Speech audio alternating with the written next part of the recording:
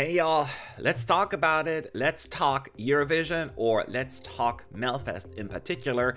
The fourth heat, previously known as semifinals, is up. 7 songs will battle it out. 2 of them will go directly to the final, and another 2 will go to what they call now the semifinal. Make it more confusing, SVT. Thank you very much in Sweden.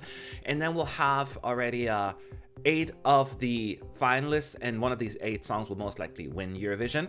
And I'll get to listen to the songs right here, right now for the first time. Keep in mind, this is 2 issues here. Number 1, I'm only going to listen to a recap on here, which is very short. 1 minute and 20 seconds or something like that. Courtesy of Misja Eurovizia, because copyright. So they just slap you. Sweden is especially terrible with that. So I cannot listen to the snippets right here for you right now. So I'm just going to be using that very short recap. But once I'm done, I will go and listen to the whole 1 minute snippet available on SVT's website. That way, at least I can give you my actual top 7 with a little bit more content to go by. Okay. So I'm just kind of trying to explain to you what I'm going to do. I went on Twitter this morning. As you all know, I live in California, so I'm like 9 hours behind. I saw everything going crazy that everyone loves Loreen. I'm always skeptical because I often don't share the hype. So if I'm not into it, don't judge me. But I do know there's a hype around it. I just think it's probably Loreen, that's why. But we'll see. We'll see. I'll give everyone a fair shot. Let's listen to them together. First, the recap.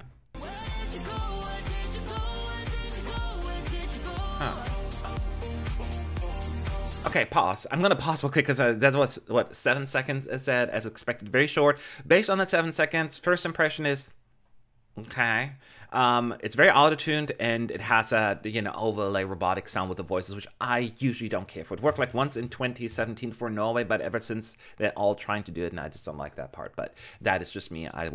First impression was like, okay, don't know. Next up.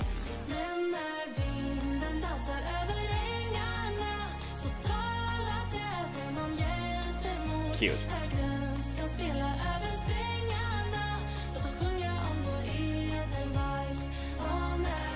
Pause. It's a sacrificial lamb. It's gonna be in second slot. That's what the producers put the songs that they don't want to see advance. So this is clearly the one. A very traditional Swedish song that we often heard in the 2000s at Melodifestivalen, and I have a soft spot for it. I think it's going to be quite high up in my ranking just based on that. I love that kind of music. So it's not a winner, clearly. I don't think it's going to be a qualifier. I know it's not going to be a qualifier, but it's sweet. Next. Sweet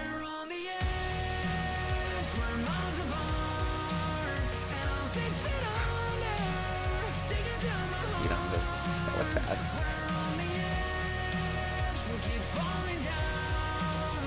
Pause. My kind of music.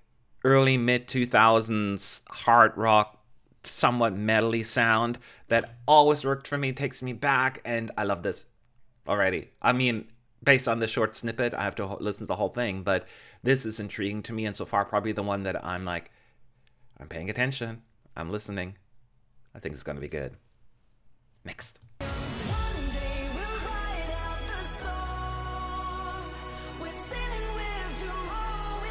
Oh, that was extra short. Okay, I cannot comment on this at all. Sounds very Mariette sound, like something I would expect from her in Melfest. So yeah, nothing to add. Next.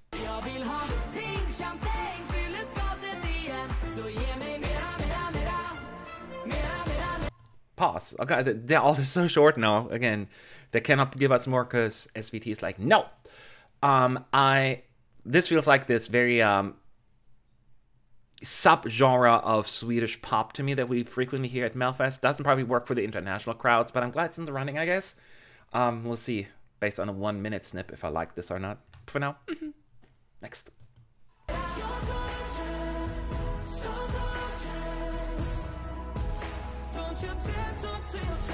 Pause. Also super short. Short. Not much to say on, but you can tell already it seems to be a very big, like, traditional power ballad, I guess. I mean, so gorgeous, so gorgeous. I'm a little bit hesitant to jump over this one because it seems like not my kind of music, but we shall see. Again, 7 seconds. I'll listen to the 1 minute snippet in just a moment before people keep yelling at me like, you haven't listened to it yet. I will. All right, next up, last one, right?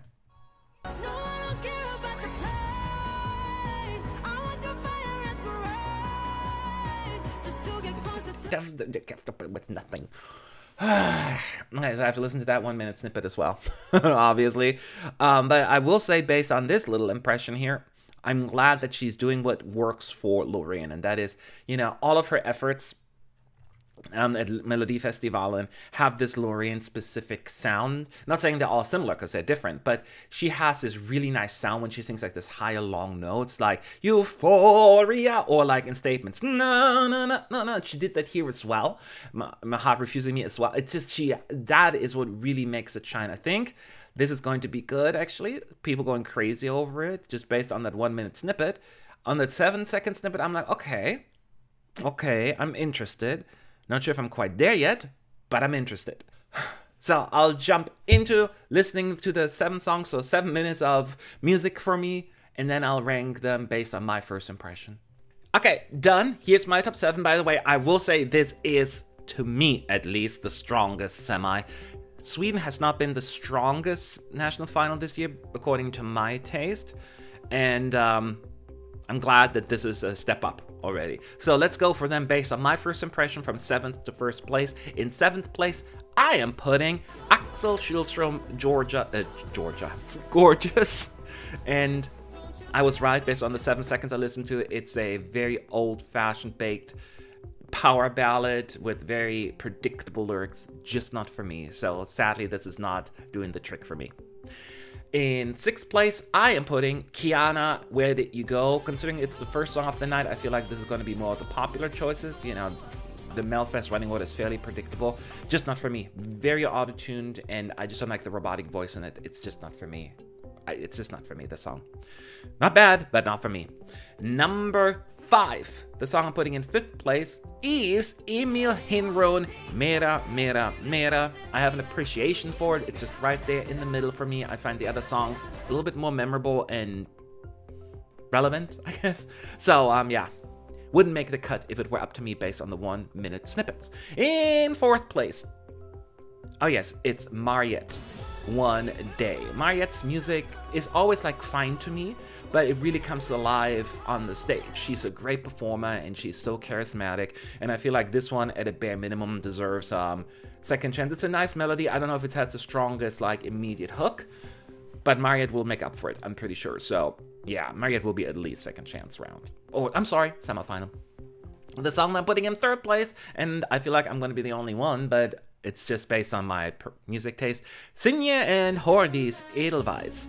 And I like that kind of music, and I wish there would be more of that. I'm under no illusion that this is probably not going to make the second chance round, and certainly will not win, and nor should it, I don't think, but it is so sweet. I just like that kind of music. It gives me just happy feels. So, it's my 3rd place, and if it were up to me, you know, go to the semifinals, Edelweiss. But different story, right? Reality. Anyways, my top 2, this will be maybe a little, I wouldn't say controversial, but I had issues picking my top 2 because I like them both for different reasons. But I went ahead, my 2nd place, therefore also direct to the finals. I'm going to put Smash Into Pieces 6 Feet Under. I just really, really like that. It's just my kind of music. I'm very biased towards that, but especially listening to the 1 minute snippet, it has so much more. There are lots of cool layers to the song, and even though, yes, it feels a little retro, I'm absolutely here for it. It's my kind of music, and oh, it's so good. I almost put it in 1st place, but fear not, my Loreen stands. I am also putting her in number 1 with her song Tattoo. I think it is just so well executed, that song. And again, 1 minute snippet, not a whole lot to go on, but just based on that, it feels Loreen and it feels grand, and this is gonna be really good live. And I saw some of the songwriters, which made me very, very happy, who were in there. That no wonder I liked it. You can say on paper I would probably gravitate towards 6 Feet Under more because it's my kind of music, but I just have to acknowledge the effort here, and I'm just really liking it. And you know, there's still the caveat, I have to see the whole performance of Loreen, but one of these two songs could potentially be my personal Melfest winner. I think they're both on my top 2 of all the songs in the running. They're just the 2 strongest songs in my view. So semi 4, strongest bunch, and my top 2 in particular. Go, go, go! Go for victory. My first impression of the heat for Melodifestivalen. I'm gonna ask anyways. Leave your thoughts below, who your favorites were and why it is Loreen, because everyone talks about it. Or maybe some of you disagree. I'd love to hear from you as well. Again, I put her in first place, but it was close because Smash Into Pieces, I love it. I love it. So, I'll talk to you in the next video.